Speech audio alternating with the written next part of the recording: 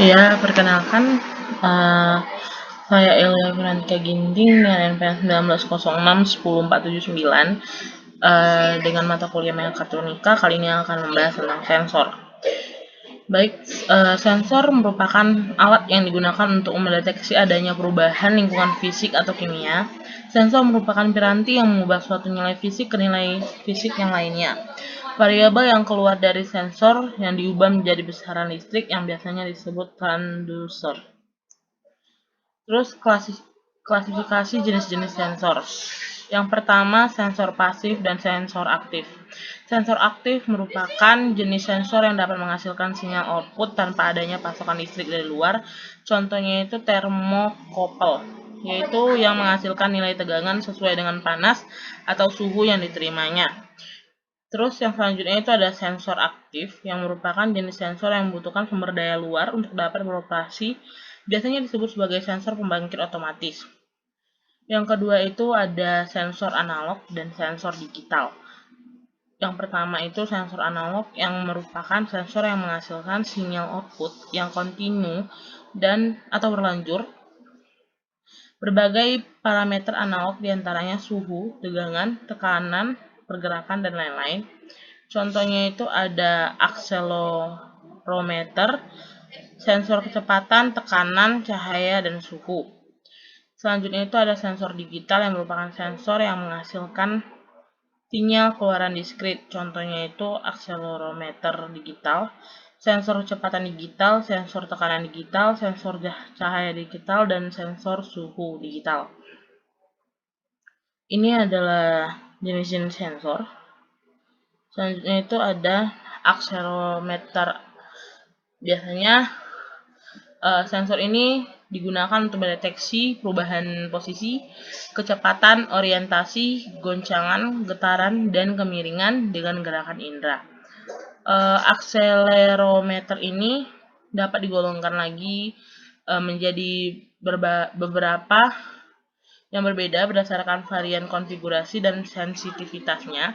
Berdasarkan pada sinyal keluaran, akselerometer analog menghasilkan tegangan variabel konstan berdasarkan jumlah percepatan yang ditetapkan pada akselerometer. Selain akselerometer analog, akselerometer ini juga digital. Ini adalah gambar akselerometernya. Ya, baik, selanjutnya itu ada sensor cahaya atau light sensor. Merupakan sensor cahaya atau light sensor adalah sensor analog yang digunakan untuk menghitung jumlah cahaya yang mengenai sensor tersebut. Sensor cahaya ini dapat diklasifikasi lagi menjadi beberapa jenis seperti fotoresistor, cadmium sulfide, dan photocell.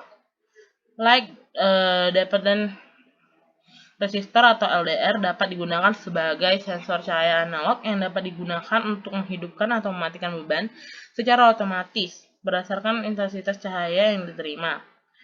Resistansi LDR dapat mengikat apabila intensitas cahaya menurun. Apabila resistansi LDT akan menurun apabila intensitas cahaya yang diterimanya bertambah. Selanjutnya itu ada sensor cahaya atau sound sensor. Merupakan sensor analog yang digunakan untuk meningkatkan tingkat suara. Biasanya sensor suara ini bisa menerjemahkan amplitude volume akustik suara menjadi tegangan listrik untuk merasakan tingkat suara. Proses ini memerlukan beberapa sirkuit dan menggunakan microcontroller bersama dengan mikrofon untuk menghasilkan sinyal output analog. Ini tuh adalah contoh gambar sensor suara. Selanjutnya itu ada namanya sensor tekanan atau pressure sensor. Sensor ini biasanya itu digunakan untuk mengukur jumlah tekanan yang diterapkan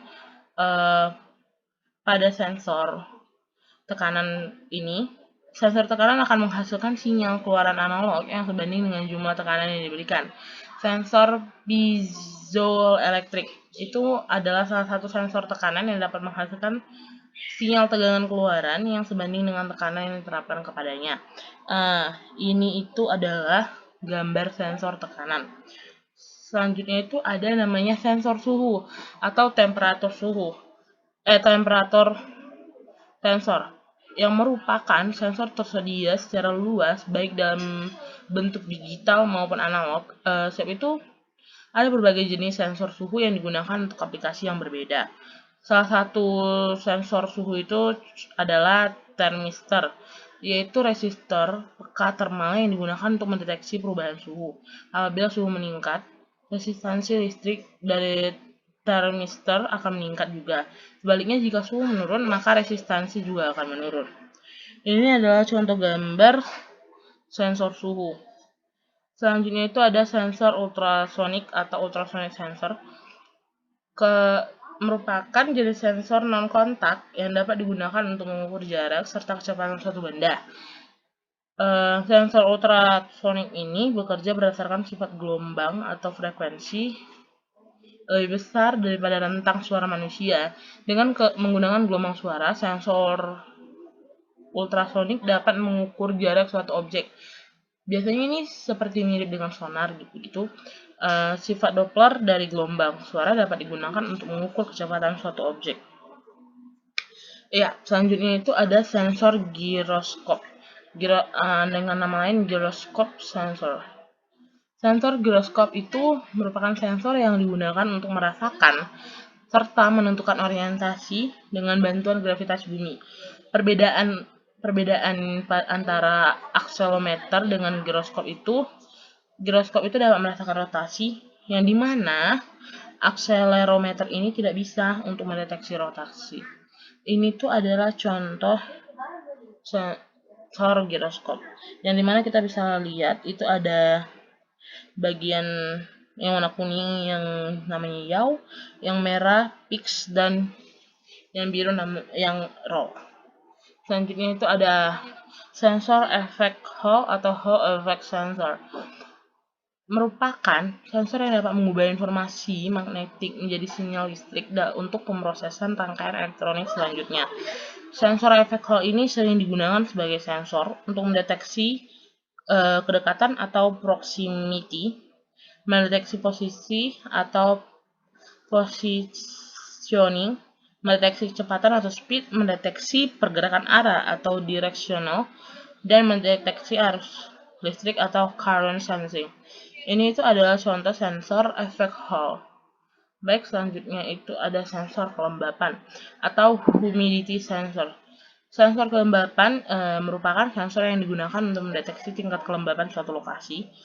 Pengukuran tingkat kelembapan ini sangat penting untuk pengamatan lingkungan di suatu wilayah, diagnosa medis, ataupun di penyimpanan produk-produk yang sensitif. Ini itu adalah contoh sensor kelembapan. Selanjutnya itu ada namanya sel beban atau load cell, di mana sensor ini itu biasanya digunakan untuk mengukur berat. Input dari load cell ini adalah gaya atau tekanan, sedangkan outputnya adalah nilai tegangan listrik. Ada beberapa jenis sel, diantaranya ada beam load cell, single point load cell, dan compression load cell. Ini tuh adalah contoh dari sensor sel beban. Selanjutnya itu kita bisa mendapatkan rumus, di mana rumusnya itu yang pertama itu adalah R sama dengan rho kali L per A. Sebab itu ada in R sama dengan in rho ditambahkan dengan in L dikurang dengan in A. Yang ketiga itu ada dr per R sama dengan d rho per rho ditambah dengan dl per L dikurang dA per A. Yang keempat itu adalah A sama dengan W kali kali H. Yang kelima adalah dA per A sama dengan W dikali dH ditambah H dikali dW per H kali W sama dengan dH per H ditambah dW per W. Selanjutnya itu ada dH per H sama dengan min V per dL per L. Baik, yang ketujuh itu ada dW per W sama dengan min V dikalikan dengan D kali dL per L.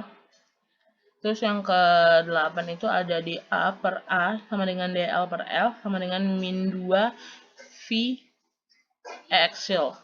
Baik, sekian dari saya Elevrantika Ginting. Jika ada salah dalam video ini, saya minta maaf. Sekali lagi terima kasih.